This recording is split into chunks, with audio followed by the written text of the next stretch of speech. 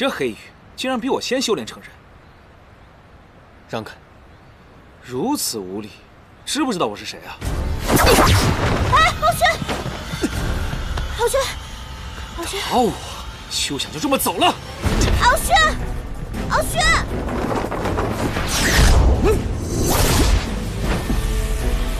别打了，敖轩，你就住手吧。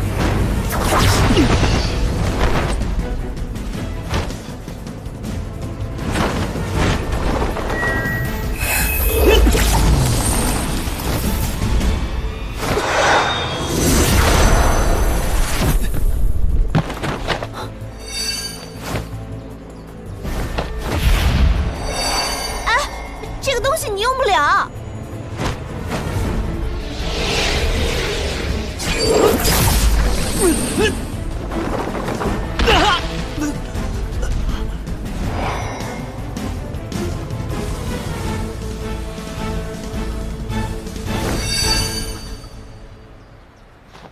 谢喽。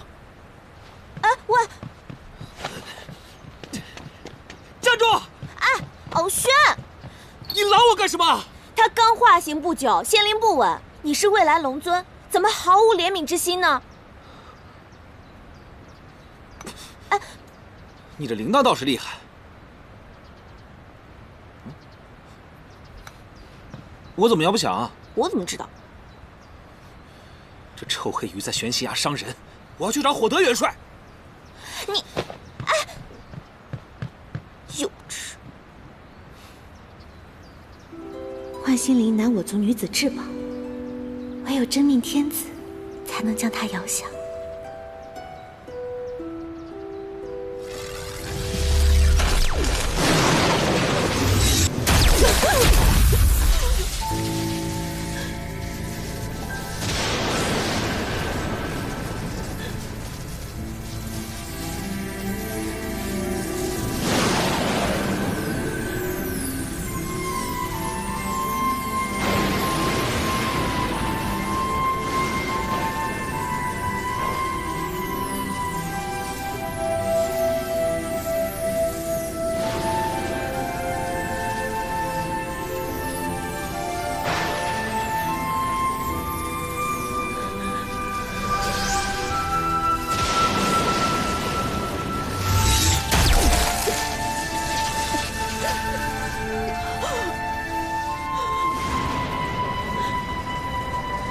第8道了，姐姐，宁愿君、雨墨、陆明，希望还可以再见到你们。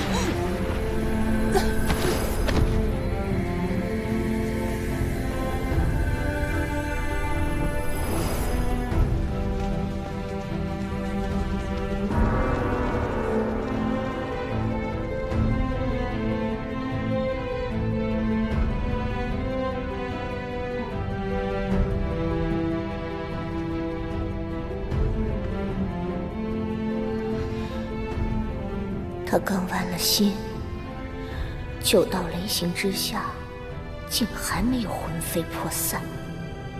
哼，真是命大。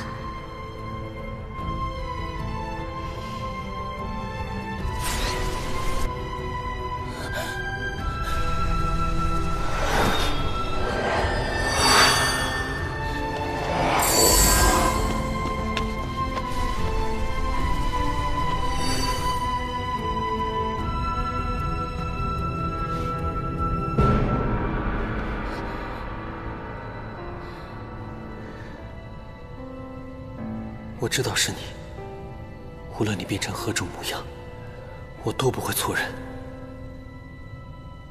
为何这么傻，要替人受苦？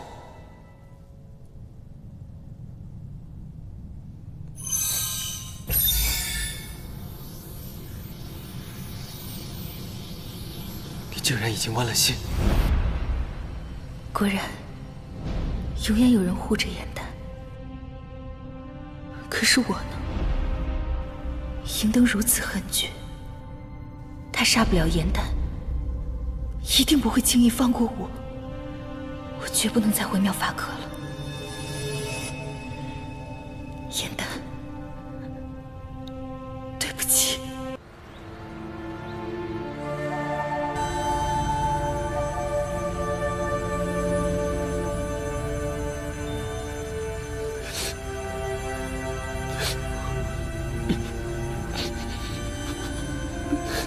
你怎么能瞒着我们干出这么多傻事啊？又是万心，又是天雷，你还能醒过来吗？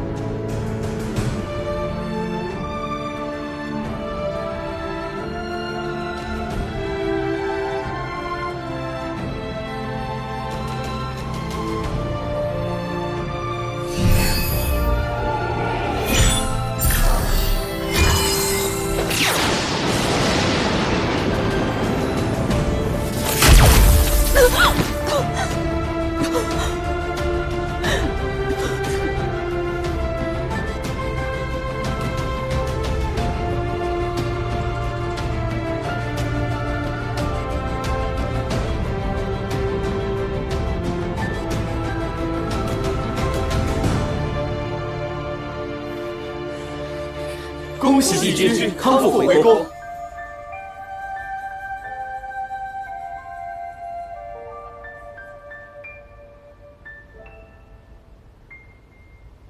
你竟还是做出了这种傻事。颜淡何在？颜淡他不知现在何处。帝君，妙法阁的芷溪仙子用半颗汉淡之心替您解了火毒。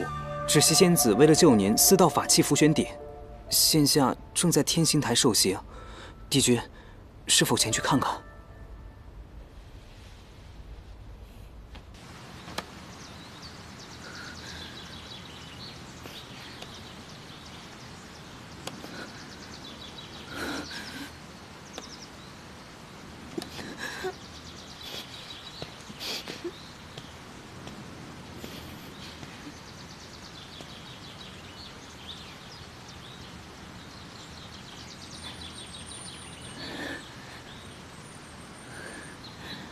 帝君，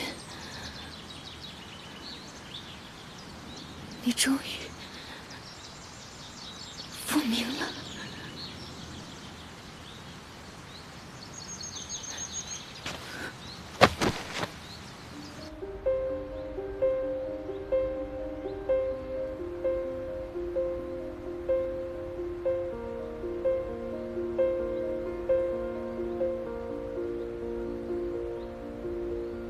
若我当初勤勉修炼，早些白日化形，便不会让你独自一人剜心，更不会让你被天兵押上天星台。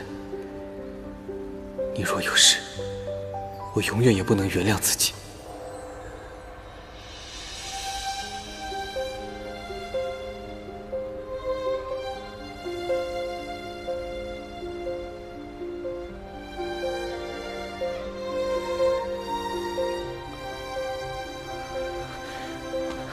颜淡，你醒了？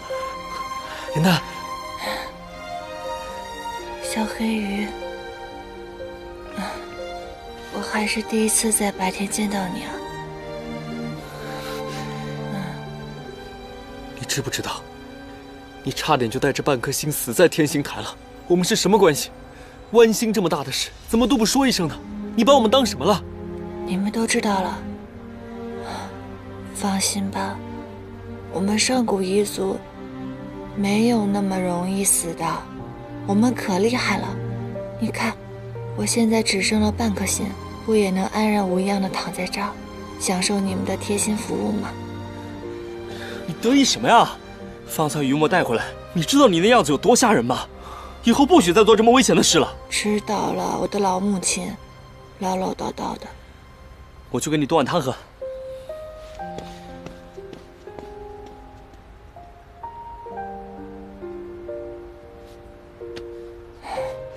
好了好了，以后我去干嘛都带着你，好不好？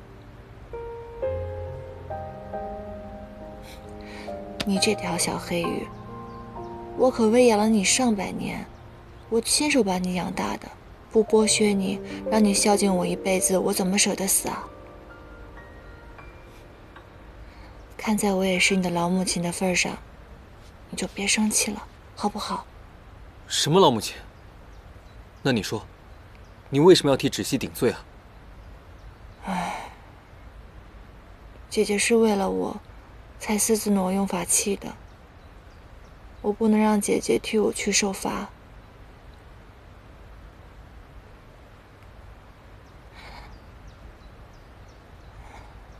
应院之呢？他现在可好？他人在哪？他回偃虚天宫了。太好了，我想去看看他。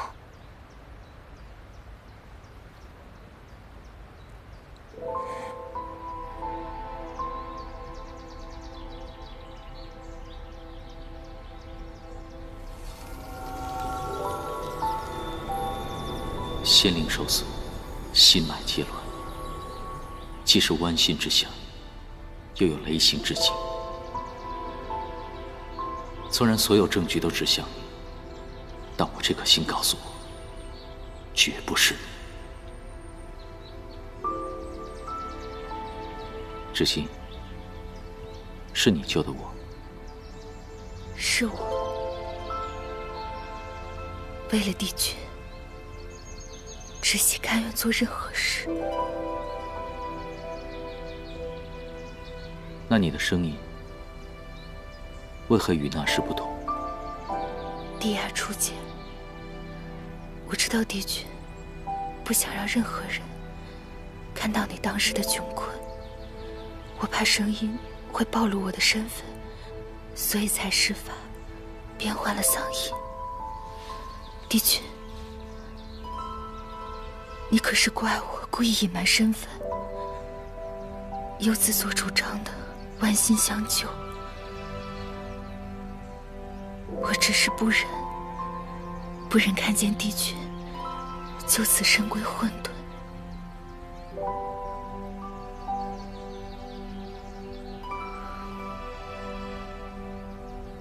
这个不离镯虽然碎了，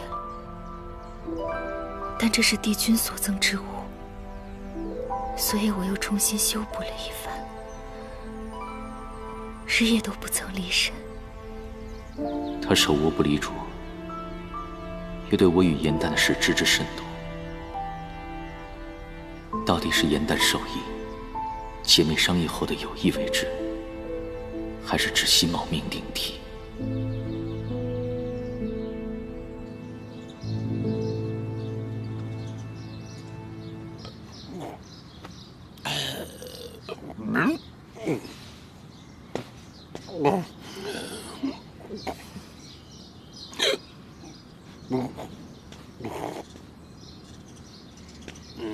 你说你叫于墨？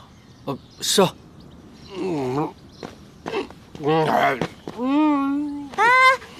是北冥仙君养在莲池里的一条黑鱼。是啊。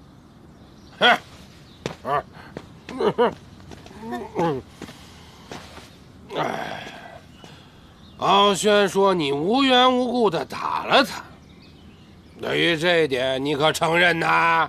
是我打的他，敢做敢当。哼，既然敢做敢当，那就受我3掌，闭门思过。打吧。元帅，他有问题，你怎么能这么简单就放过他啊？敖轩，今日他与我交手，发现他灵力强盛，绝非平常，且他早已化形成功。既然早化出人形，怎么此前的玄仙崖没有人见过他？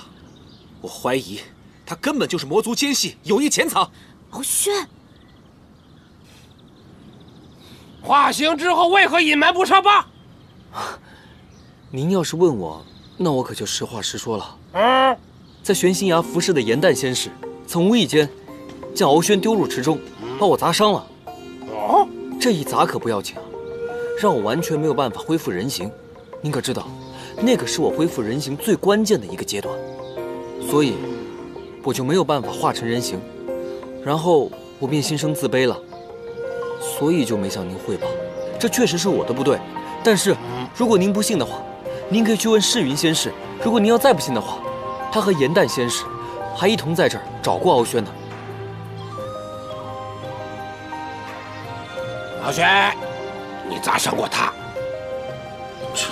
好像是有这么一回事。原来如此，严旦我可是见识过的。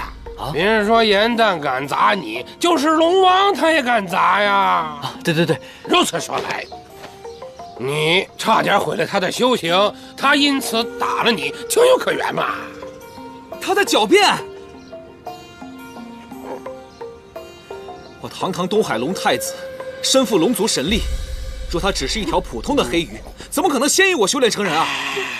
玄心崖里除了我们水族之外，还喂养着其他灵兽。按你这么一说，大家都是魔族奸细了。怎么连你也帮他说话？因为本来就是你有错在先啊！就算他不是魔族奸细，他身份也一定有问题。你给我等着，总有一天我会揭穿你的老底。哼，够了！玄心崖是什么地方？吵吵嚷嚷的成何体统？你们几个擅自斗殴，不知悔改，扰我清梦，通通受我3掌，然后都给我滚回去，闭门思过。任凭处罚。是。我也要受。怎么，你也想挨一掌啊？是。滚！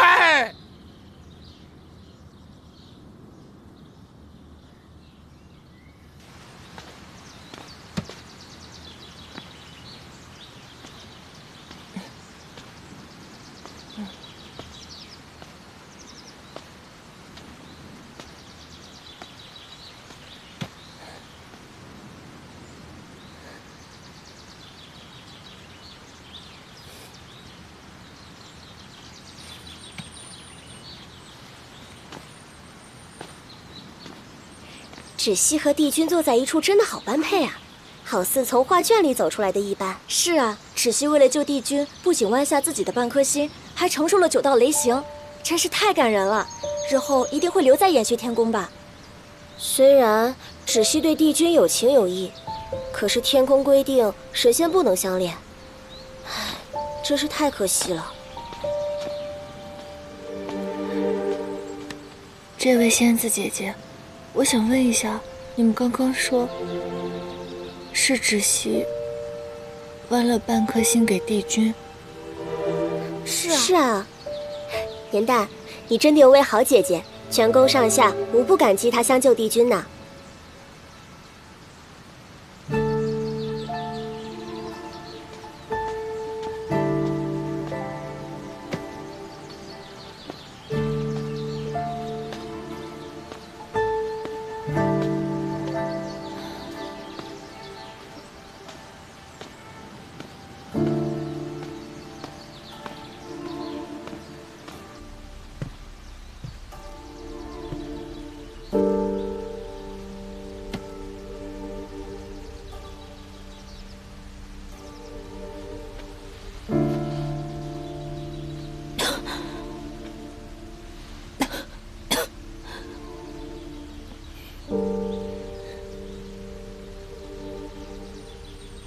只怪芷溪仙法不勤，没能将这几道裂痕修复完整。帝君可有什么办法，能将这部力拙恢复如初？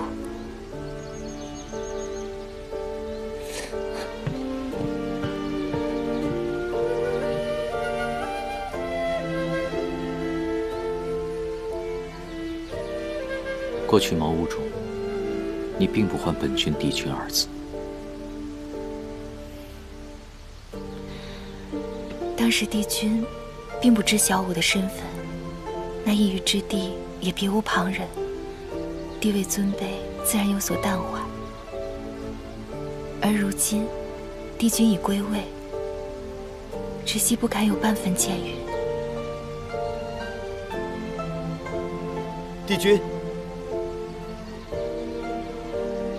青云仙士正在门外看着呢，难道帝君要我还你小人吗？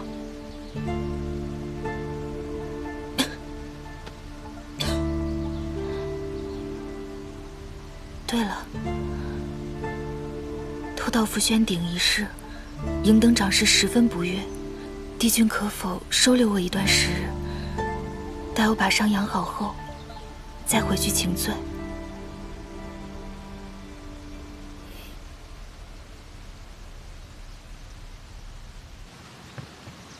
帝尊得知帝君伤愈回宫，特意差人将这位雪灵芝送给帝君调养身子。帝尊现下有事脱不开身，所以说晚些来看你。据说这是龙族上宫的仙草，最是自不仙灵。芷溪仙子又剜心又遭雷刑，要不要赐给芷溪仙子补一补？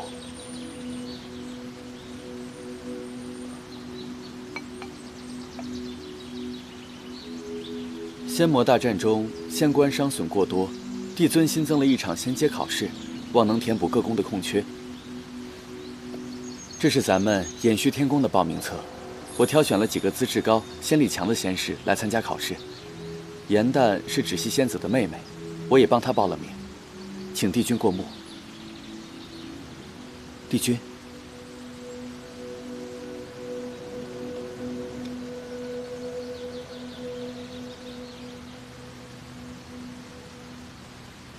颜淡近来在做些什么？说来奇怪，最近我倒是没有看到他，定是不好好在宫里当差，又溜去哪儿偷闲去了吧？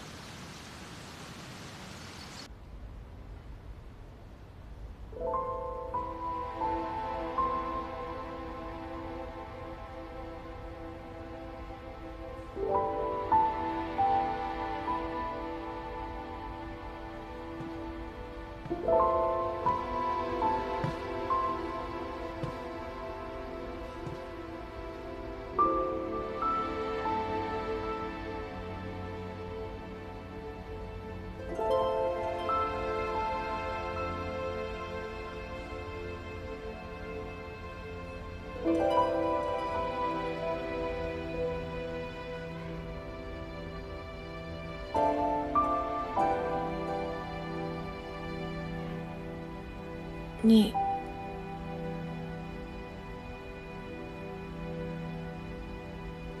云游回来了。青云说，你这段时间不在宫中，去哪儿乱逛了？我不过是个低阶仙士，所行所往，岂敢劳烦帝君挂心。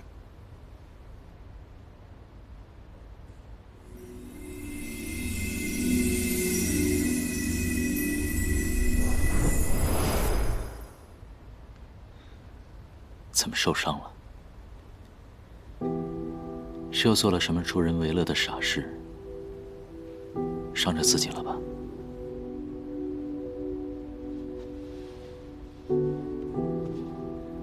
北冥仙君从战场上回来时伤势严重，仙灵丢失，形容疯癫。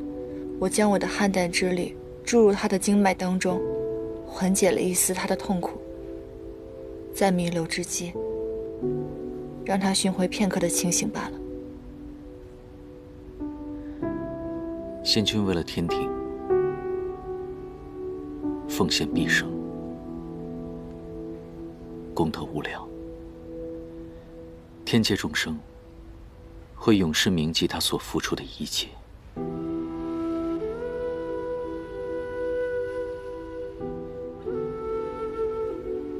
你如此挂念救主，这些时日，本君消失数月，你可来找过我？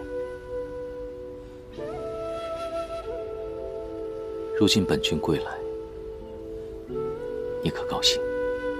他们都说你去云游了，我为何还要来找你啊？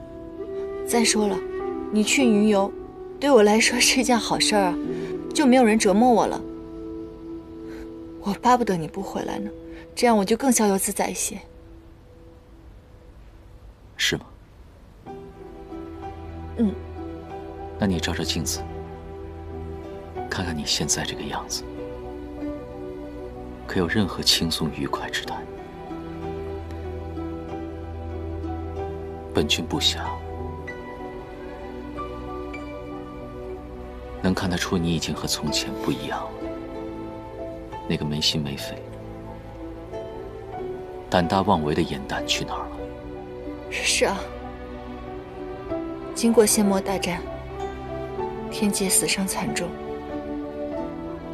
北冥仙君在我面前死去，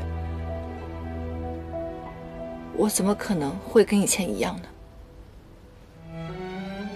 颜淡，如今战事平息，三界太平，我们应该带着逝去之人的希冀，好好的活下去，这样才能对得起那些牺牲的人。本君当初给你取名的时候，曾说过：欢颜如莲，悲苦如泣，生与死，苦与痛，都是历练和修行。我知道，我们神仙一生下来就是要修行的，无论多苦，都该承受。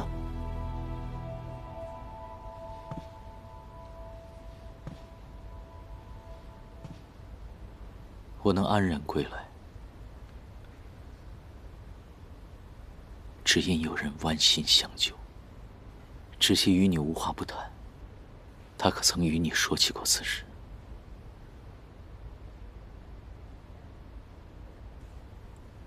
没有，姐姐一向敬佩你，在得知帝君为了三界而受重伤之后，便瞒下了我们所有的人，舍身去救你。这件事我也是今天才知道的。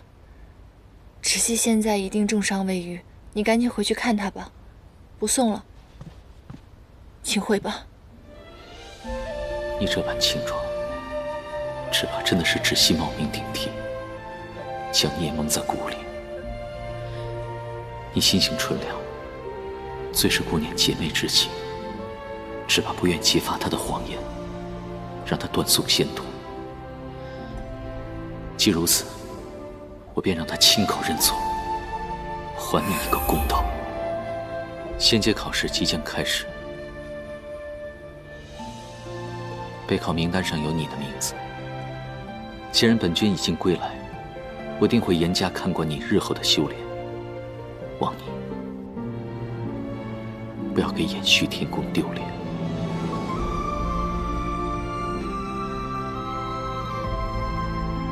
我不过是一个废物仙子，什么仙阶仙法，我根本就不想去，我不想要。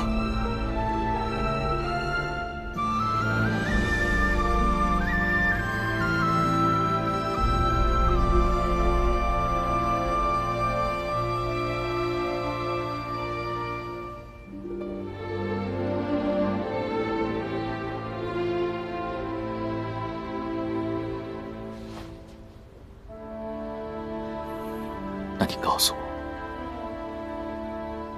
你想要什么？颜淡，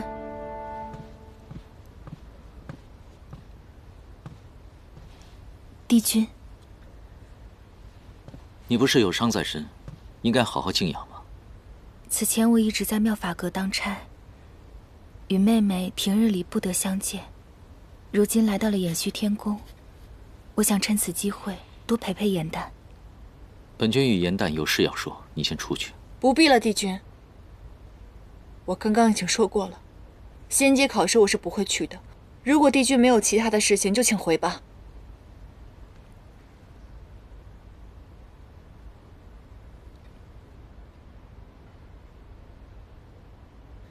为什么？为什么要这样对我？颜淡，对不起。其实今日，并非只有你命悬一线，我亦如此。我们偷盗福轩鼎一事，一早就被银灯发觉了。他一心想要向帝尊禀报此事，任凭我怎样苦苦哀求，都无济于事。我上前阻拦，却反被穿心骨打伤。我拼尽全力才逃了出来。我只能跑到延续天宫求救，可谁知，在我昏迷不醒时，帝君把我错认成了你。后来我醒了过来，我本想立刻解释，可是我突然怕了。只要我在妙法阁，银灯总会想到办法折磨我，迫害我。下一次我还能侥幸逃脱吗？只有成为帝君的救命恩人，我才有机会调离妙法阁。我这样做只是为了保命。颜丹，真的对不起，你不要怪我好不好？原来是他认错了人。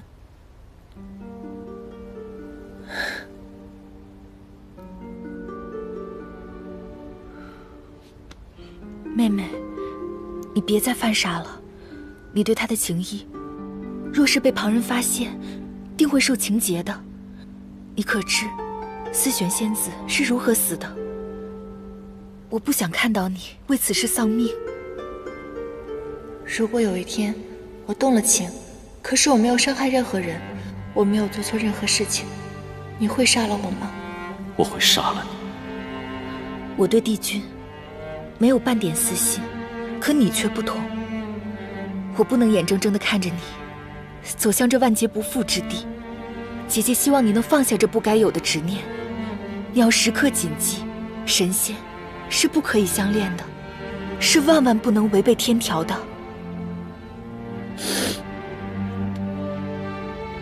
我知道，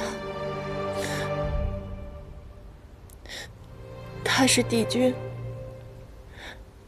九重天的天条，他是最重视的。他说过，神仙必须要断情绝爱。既然他已经认错了人，那就这样吧，就当是一场梦就好了。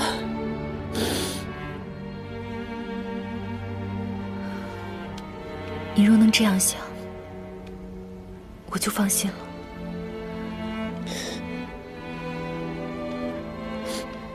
颜丹，你我血脉相连，在这偌大的天庭中，只有彼此可以依靠。之前在盛宴上的种种，是我不对。我知道你是为了我好，今日之事，我也是为了你好。我希望以后，我们还能像从前一样，好吗？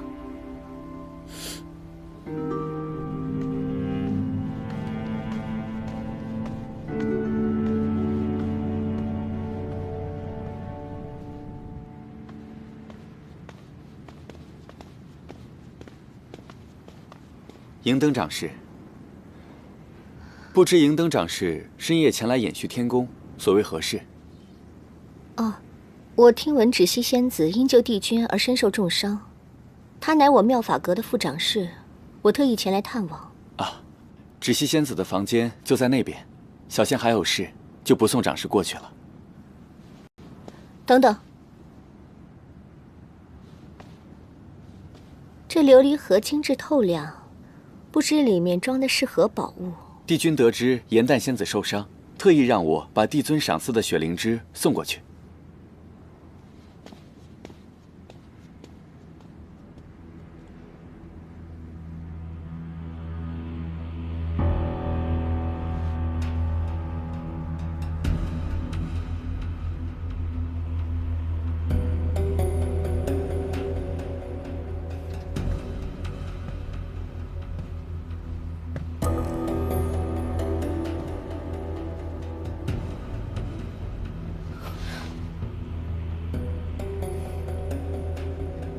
这里是衍虚天宫，守卫重重。你若在这里对我动手，怕是自身难保。你我无冤无仇，我为何要对你动手？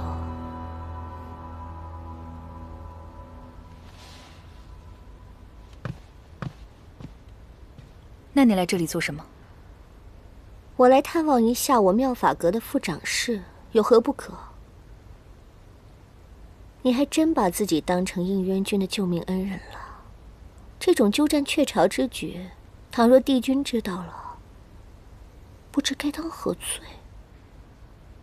天规不得有情，帝君与任何人皆无可能，你何必处处针对我？此事我并不会告诉帝君，只是想来提醒你，天庭并非只有我一个人知道真相，你最该提防、恐惧的人，是你的同胞妹妹颜淡。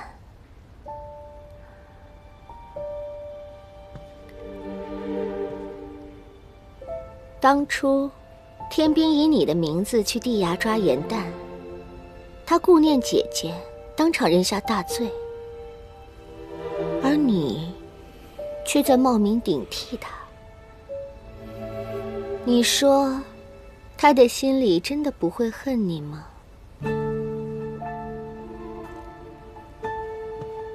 颜淡在衍虚天宫一日，你便该担惊受怕一日。他与帝君朝夕相处，若日后帝君知道了真相，哼，天雷之行，身败名裂，九重天上再无立足之地，到时谁也救不了你。你同我说这些，不过是担心帝君与颜淡生情罢了。你身为器灵，想要修出仙灵，必定需要耗时日久，所以你妄图勾引帝君。只因天界中唯有帝君，可以直接将器灵点化为仙灵。你胡说什么？帝君刚正不阿，即便是他心中最重要之人，想必也不会破例。你曾在衍虚天宫侍奉100年，最终还是被逐出了宫门，说明这条邪门歪道你行不通。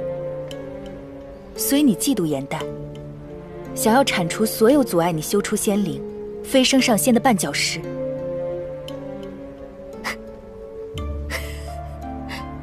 那你呢？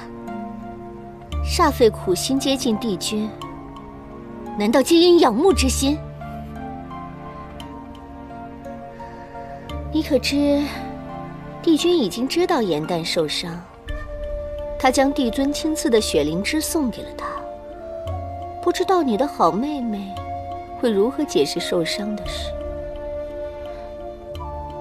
哦，我还听说，仙阶考试他也在名录之中。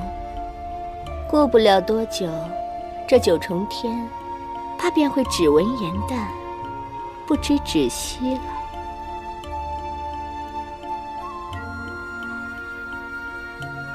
开弓没有回头箭，唯有杀了颜淡，才能永绝后患。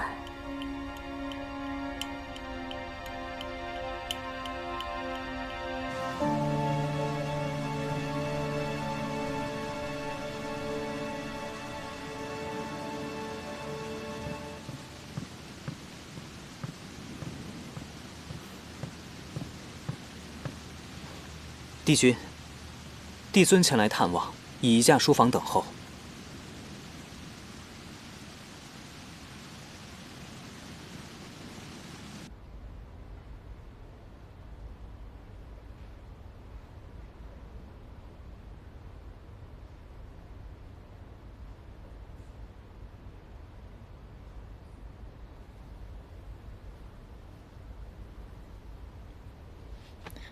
不行，我不能再想他了。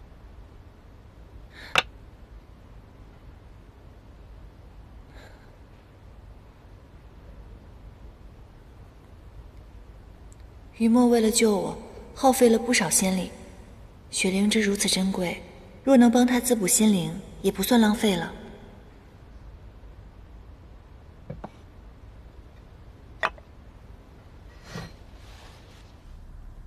应渊，你能够伤愈归来，还恢复得如此之好，看来吾的担心真是多余了。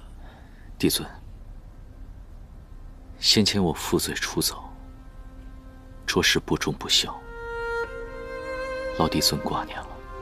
昔日你伤痛缠身，栖身于地崖，吾没有派人去寻找，你心里不记恨吾吧？应渊不敢。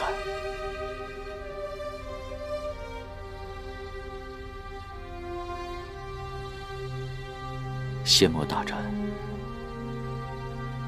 死伤惨重，是我未能尽到自己应有的职责。应渊心中有愧，只求在无人处静思己过。昔日战事惨烈，帝君之位凋零殆尽。现在九重天上，帝君之位只剩下你一个人了。现在谁也不能保证，100年之后，魔族会不会卷土重来。应渊，吾希望你能够明白肩负的责任，不要再轻易离开了。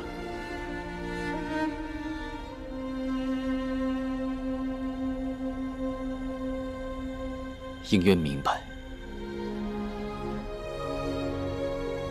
应渊必不会辜负帝尊的期望，与天庭众生共进退。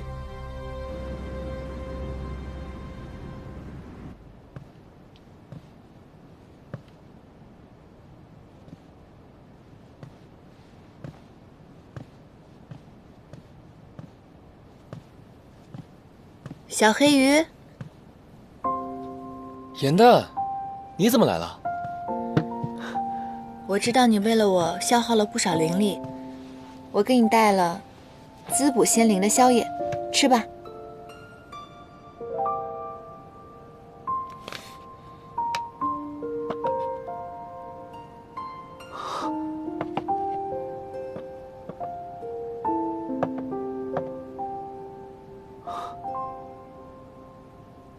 颜淡，你看你受了那么重的伤，还为我做宵夜，哎，你怎么样？你伤好些了吗？还疼吗？没事儿，你看已无大碍了，放心吧。我刚刚在门口的时候碰到了世云，他说你被元帅责罚了，怎么回事？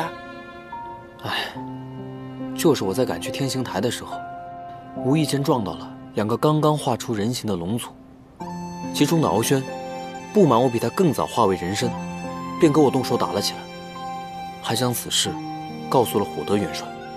那你的身份没有暴露吧？你放心吧，我聪明得很，我假装我是小黑鱼，又用你的身份胡乱糊弄了过去，他们不会知道的。那就好。如果你有什么事的话，我这个做朋友的又该无地自容了。你在说什么呀？这件事跟你有什么关系？你再这么说，我可要真生气了。好吃。看看底下的是什么？还有好吃的？打开看看。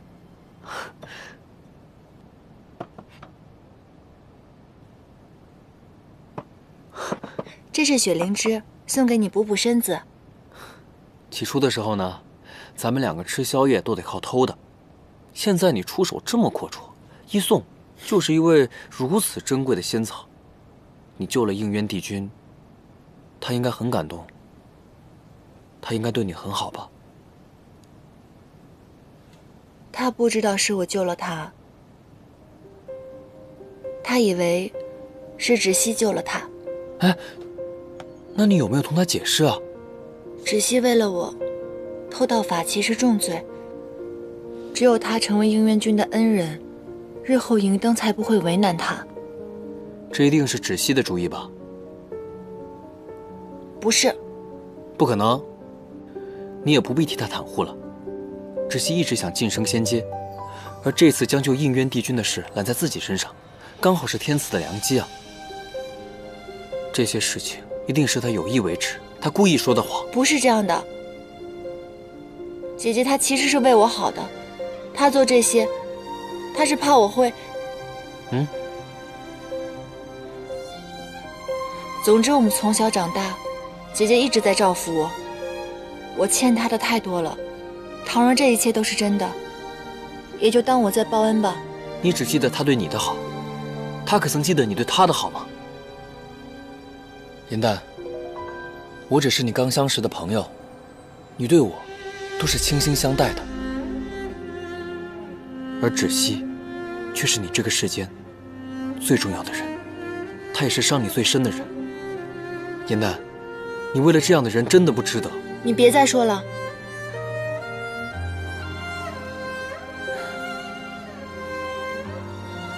我没有向应渊君解释，还有一个原因。什么原因？